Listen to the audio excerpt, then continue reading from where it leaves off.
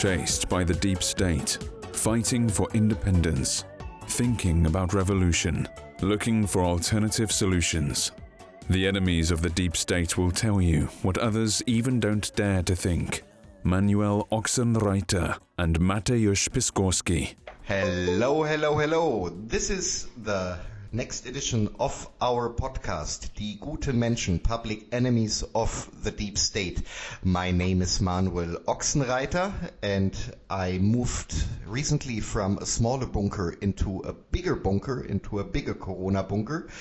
And as usual, on the other side is my friend and colleague Mateusz Piskorski, who will be today in a little bit worse sound quality since he moved out of his bunker and is again in the Polish woods, as far as I understood.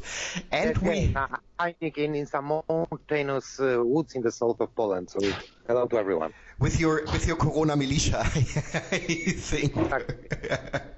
Okay, but we have today also a special guest and a very interesting topic again. Our topic is Hollywoodism. What that term means, we will discuss.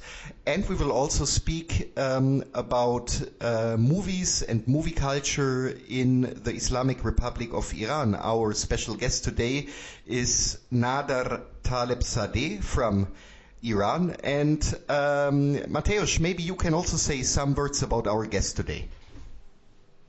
Well, first and foremost, he's I hope you don't mind, Nader, you don't mind about it, but I guess you're our best friend in Iran, and you are our long-time friend. We know each other very, very well, and you are first and foremost an organizer, and you have initiated a lot of conferences, fascinating conferences in Iran. We have participated in several of your conferences, and you are doing, I think, the best job when it comes to gathering alternative intellectuals from all over the world. You are creating in Iran a kind of intellectual alternative center for all Western and non-Western countries as well. Thank you so much, Mateusz. You're very kind. It's my pleasure and my privilege to be doing so, and I believe that this is the day and age to introduce people like yourself and Manuel to my audience in Iran, to give them more hope and illuminate them more about what's to come, to give them hope. And people like you who has stood up, and also Manuel who has stood up and has also sacrificed. It's important to get together along with our people and what we're going through, and creating a communication is, I think, as important as food that we eat to live. So I do this with great passion and conviction. Thank you so much. One little anecdote, Nader, and I don't even know if you are aware of this. Do you know that Mateusz and I met first time in person on one of your conferences, on the New Horizon conference, many, many years ago? When was this, Mateusz? 2014, right? Yes, 2014, and it was really amazing that people from different European countries met for the first time there in Iran, thanks to Nader and his conference. So Nader, you are somehow also the spiritual father of this podcast, just to say so. Exactly. I remember that, and I always take pride in that. That two great souls, two great thinkers met in Tehran, and they continue to work and to contribute to this very day. So this is one of the aspects of getting together, and the blessing of getting together of like minds, people with spirituality who are ready to sacrifice. And one of the net results is new networks that are created after these gatherings. And I'm very happy about your collaboration and the much needed, the necessity of having people of diverse backgrounds from the same continent. But lo and behold, you get to meet in Tehran, not in Europe. That's true. Because Iran seems to be one of the very, very last places in a contemporary world where you can speak freely still, and you can exchange your ideas without any obstacles from the level of government or corporations. So that's why Iran is so important, not only for the region, for Middle East, for Central Asia, but Iran is equally, in my opinion, important for all alternative and independent intellectuals from different parts of the world. Yes, indeed. Yes, indeed. Alhamdulillah. So, Nader, you're beside organizing conferences and gatherings, your main field is, and I don't even want to use now the term of entertainment, because I think that the term entertainment is by far not enough for what you are doing. You collected as, please correct me if I'm wrong, as movie maker, producer or director, a lot of experience also in the United States of America itself. So you are someone who knows exactly what about you are talking when it comes to the US and to the movie and entertainment industry there. And you organized also conferences with the title of Hollywoodism. So that is like the ideology of Hollywood, or we do. How do we have to imagine this? What includes the term of Hollywoodism? Yes, that's interesting. Actually, I wasn't the one who coined the term. Someone else did, but they asked me to take over because I had backgrounds, as you said, in movie making, serial making, and also had been educated in the U.S. and have been following the changes in the past 4 decades in Hollywood, and also so we took over, and one of the aspects of Hollywoodism was the Iranophobia and the Islamophobia that had been created. We went over that, and so during that conference and the conference following that, I was there, and I was happy to be there because I also got a chance to initiate some movements. I remember at that time the film Argo was the big production that received an Oscar, and it was received in LA, but there was a live feed from the White House by the wife of the president. So they made a very big deal about Argo, which was about the Iranian hostage crisis. And so I suggested that Iran should sue Hollywood for misrepresenting many facts and lying about many details. And in that incident, specifically, the fact that they injected many fictional aspects to it, and that became very big. I mean, that aspect of the conference became very big, and there was a lot of reflection in mainstream American media that Iran is trying to sue Tinseltown, et cetera, et cetera. But it was a good time because during that conference we had a U.S. former senator, we had many good academicians, we had many good Europeans like yourselves, and it was a chance to review really Hollywood, to review who's behind it. Now, you know, people have come out from Hollywood who've spoken and criticized Hollywood. Some very famous actors and activists have come out and criticized the Zionist control of Hollywood. They've criticized these aspects, and I thought, but there was never a conference anywhere in the world to sit down and talk about it, to sit down and review it. So this was a unique opportunity to review the effect of Hollywood on mind control, on mind thinking. Today we have, in the continuation of the Hollywood tradition, we have Netflix, which is really there's a lot of Israeli connection with Netflix. Many people don't realize that. So every once in a while, it's good to have a conference that reviews Hollywood. That was our first one. We had a second one following that, but every once in a while, it seems to be a good idea. Recently, in my television program, I reviewed 3 of Netflix's series, 2 about the Mossad, actually pretty well made. One was a documentary, and the other one was about a Mossad spy in Syria, played by a famous American actor, a Jewish Israeli American actor. And then, of course, the recent film on Jesus called The Messiah. And I had two distinct programs on the Messiah during our holy month of Ramadan, in which I analyzed this 10-part series, which aired on January 1st, to discuss what this series is saying about Jesus.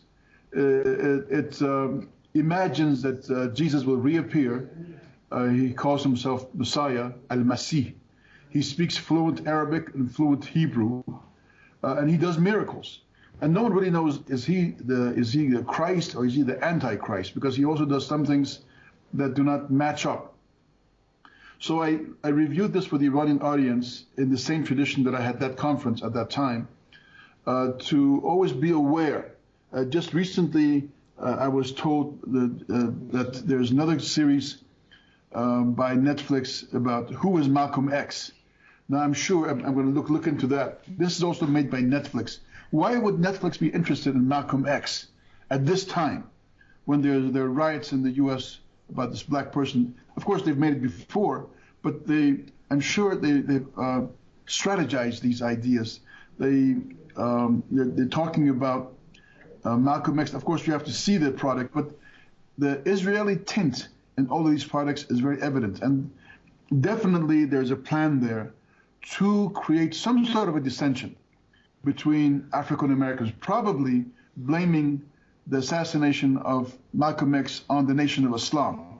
That's probably what they're doing, because the Nation of Islam is the most organized group and the most facilitated and educated group of Afro-Americans who move in a very disciplined manner. And before this, there was also another film called X, done by Spike Lee, in which he also got some money from Jewish sources to finish the product. And in that, he also blamed the Nation of Islam, which is totally false and baloney, because it's the tradition of the FBI to assassinate. They assassinated Malcolm X, they assassinated Martin Luther King. That's their tradition. The Nation of Islam has never ever killed anyone before.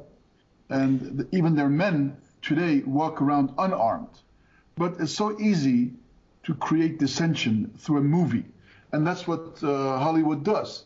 Now, Hollywood has been enhanced in these recent years by Netflix. And I think we have to keep our eyes open, very careful.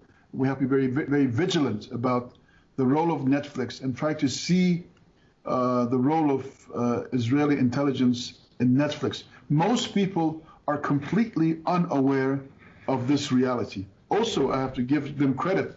They do it in a very professional, very entertaining, very strategic way. Netflix is very serious, and you sit down and watch. When I watched both their series, the documentary series on Mossad and their other spy series on the other one where Cohen played the lead role about an Israeli spy who infiltrated Syria. And it's based on a true story, but it was made so well that you just stunned by the rhythm and the artistry. So it's all of the artistry of Hollywood in the service of Israel, really, to put it point blank. Nader, may I ask something? Because you will understand that in the West, especially in Europe and in the US, what you said, for example, about the Israeli influence on Netflix, in Hollywood, you would be accused, certainly, of being a conspiracy theorist, or even worse. So there is almost no, or at least in public, in the West, available information or data when it comes to this influence. Maybe you can go a little bit deeper when it comes to how do, for example, Israeli sources or Zionist sources take influence on the framing of Hollywood and on the framing also of Netflix. And by the way, I saw that movie, I think it, or the series, it was called The Spy, about the Israeli spy in Syria. And I have to agree, and I was watching this and I thought, wow, isn't that the tip of the movie mastership, to create a series where even those who say I don't agree with the content have to admit that the quality is extremely high and extremely good and extremely entertaining. I agree with you. When I watched Sacha Cohen, which I like him as an actor and as a comedian, when I watched him do a serious work like that, and I sat through it. I mean, like you, I know better about what's what. But you see, this is the whole trick. You produce a product that influences a lot of people who don't have the background of yourself or myself, which we know where we know where we're going. We know the roots of things. We're aged enough to have been through things. But a lot of people are gullible. They will swallow it and they'll be affected. Now, having said that, I also want to say and add that I think these are also desperate attempts.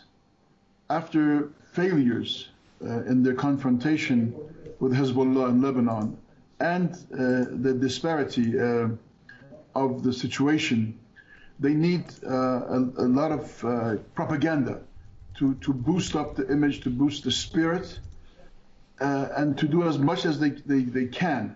Like the film Argo. Argo is many, many decades after what happened in Tehran in 1979, 1980, during the hostage crisis. But they wanted to remind the whole generation that could not remember anymore what Iran did then. And they want to accuse Iran further of being uncivilized and taking over an embassy. And so they do a Hollywood product, very, how do you say,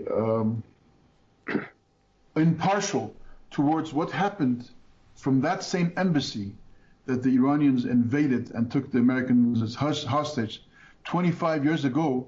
From that same embassy, the CIA did a huge coup d'etat and took over the Mossadegh government. The Shah was already in Italy, had fled. And the CIA committed really a crime from that very embassy. So the Iranians had a right to, once they got the revolution winning, a year later, they took over that embassy and they call it the spy den. And they kept the hostages for a year and a half without harming them. And they all left back to the US. It was sort of like a punishment and a get them back concept. But really because from that same embassy, America had committed a crime 25 years ago, and nothing had come out of it, except it drove Iran back half a century. We had to deal with the Shah, which was really a puppet of the U.S., et cetera, et cetera.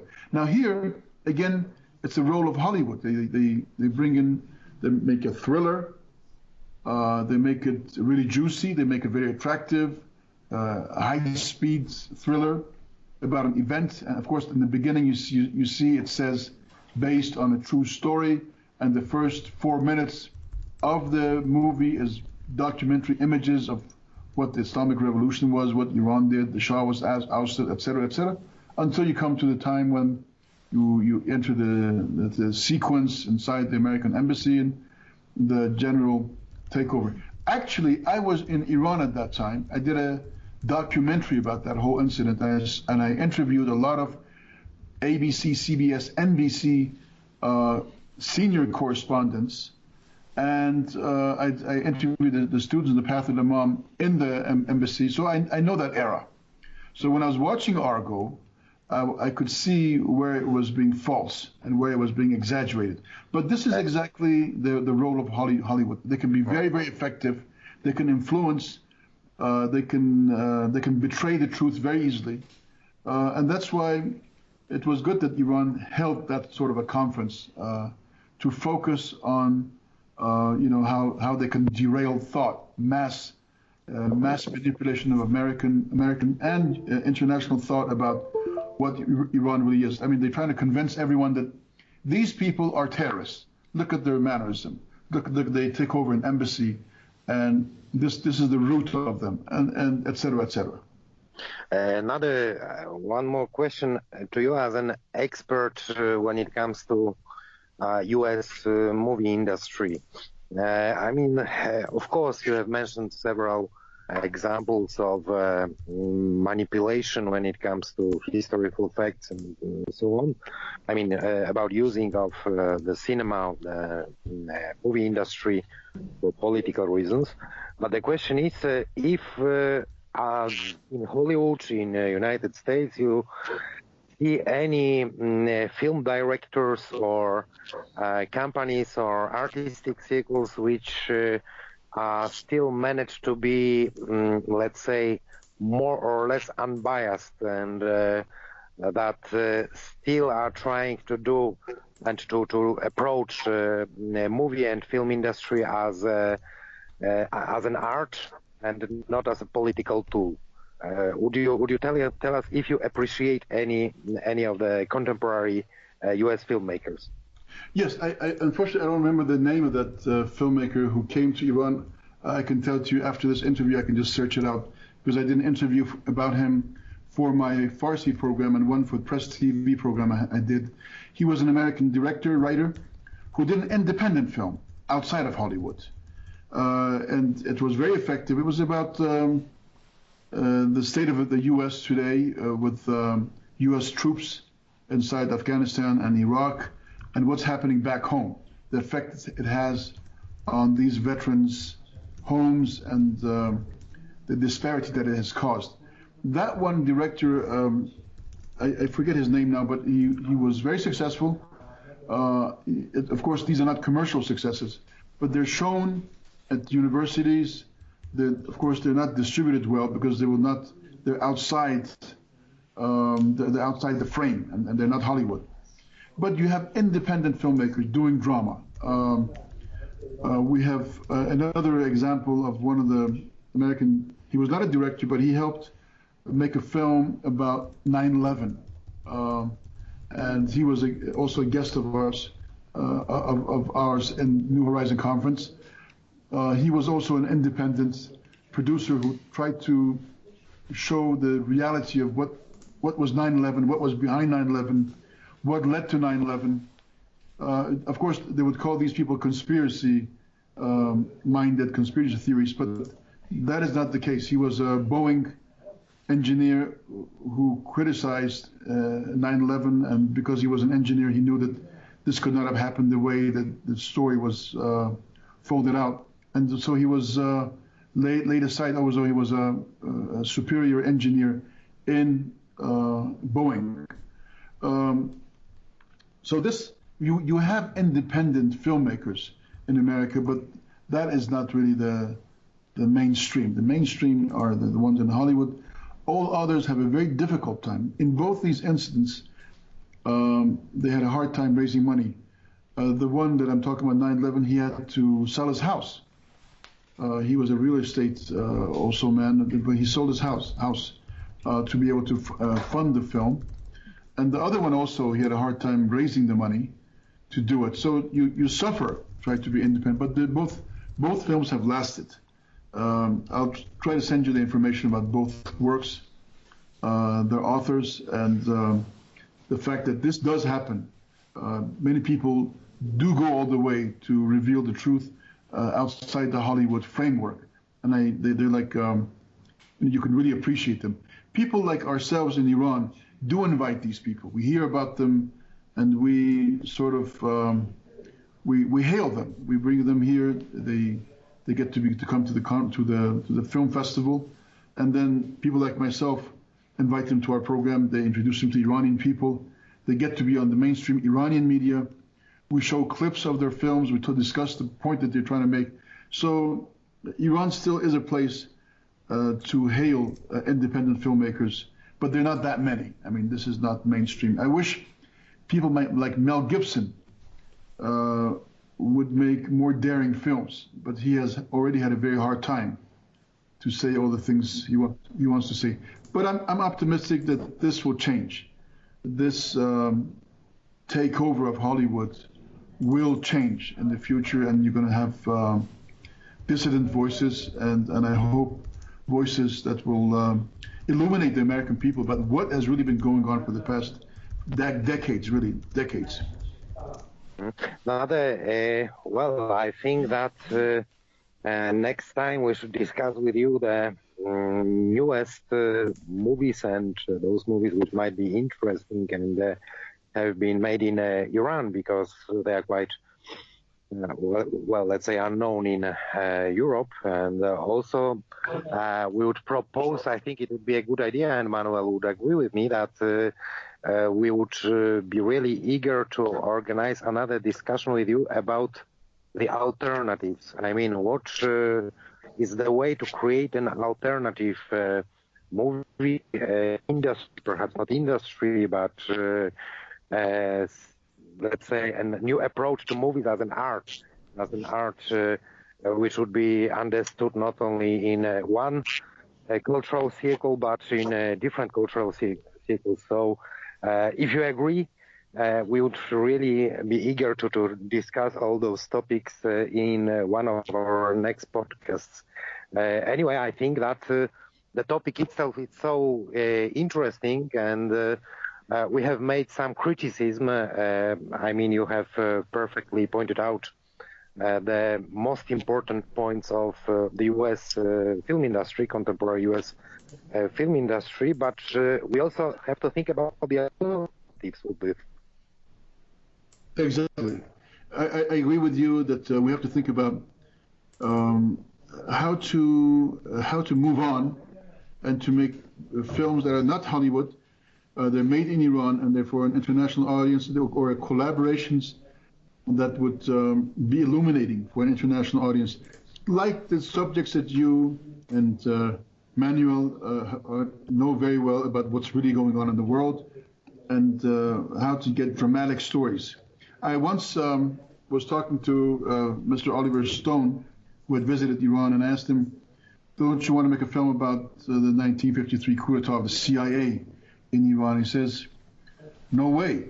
I mean, definitely doing that film, they would kill me. So you see, when an Oscar-winning and a great filmmaker like Stone says that he wouldn't even go into that area. The last attempt that he did was Snowden. And Snowden was a very difficult project. Germans supported him and brought up the money so that he could shoot that film. And so the subjects that we're interested in, and I think will be very illuminating for an international audience, there's a lot of fear in even attempting to do them. This is, first-hand experience with this gentleman who I interviewed and spent a few days with him, a brilliant mind, someone who in his youth volunteered to go to Vietnam and was injured twice, although he could stay back home and not go to Vietnam. Many people escaped Vietnam during the draft, but he went in there voluntarily. That's where he found out what's going on with U.S. foreign policy. He saw the lie. He experienced the lie. That's why he could make the trilogy, Born on the 4th of July or Platoon. That's why he could make a film about that era that he loved to expose. So, yes, I mean, we talked about alternative American filmmakers. I gave two examples that I knew. And then Oliver Stone, who was really a thinker and an activist. But he didn't give up. He didn't say that it's impossible. He just has to wait for his chance to be able to come out and do the things he really wants to do, and to evade the censorship. I think what's happening in the U.S. today is a glimpse of the potential change coming up. And it might loosen the shackles of Hollywood also. So people like this gentleman and others who want to express more freely of what's really going on, they can express it freely. This is what I hope so. These were Very, very positive and encouraging words. And by the way, I think Mateusz will agree. This is also for us a very important point, what always keeps us up, that under the cultural political pressure, always some people come up and some people appear on the screen we didn't somehow calculate with. So it is always full of surprises, and I think you did also a very, very good example with Oliver Stone, who is indeed unique also in this whole Hollywood complex. Unfortunately, we are coming slowly already to the end. This was again a podcast which went far too quick and far too fast, but it is always like this when we have an interesting topic with an interesting guest, then the clock is running, definitely running away. But I hope that this was just a start of maybe a more or less frequent appearance of you, Nader, in our podcast, that we can discuss such topics also in a deeper way, and also the smaller topics. And as Mateusz said already, we are very, very keen on, we had, by the way, some podcasts ago, a Hollywood podcast where Mateusz and I were discussing Hollywood movies, what we like and what we didn't like.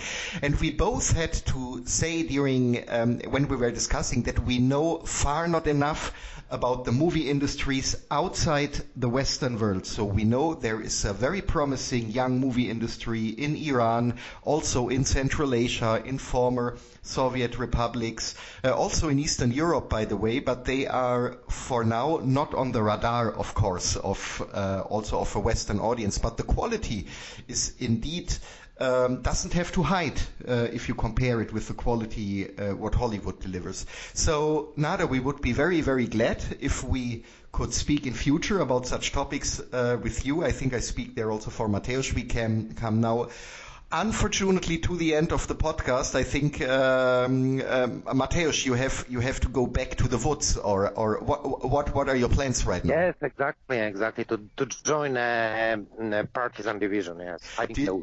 Anyway, stay away from German borders. Yeah, I tell you. Okay, I promise. So, Nader, I really hope that we'll continue soon our discussion. Okay. On this topic, as it's really fascinating, I think, and for all of our listeners, it would be really very interesting to discuss the Iranian movies which came out in recent years, and just to encourage them to find something out about the Iranian movie industry as well. Okay, we'll do that. I'll be very happy to do that. Thank you so much. Oh, thank you very much. Thank you. This was the podcast, DieGutenMenschen, Public Enemies of the Deep State. Today we spoke about Hollywoodism and also about Iran and the situation in Iran. Our special guest today was Mr. Nader Talebzadeh, who is not only a very well-known movie maker who collected a lot of experiences in the West and also in Iran, but we are also, Mateusz and I are also happy and proud that we can call him a very good friend and comrade of us. Thank you so much, and hear you soon, and stay safe. Thank you, Nader.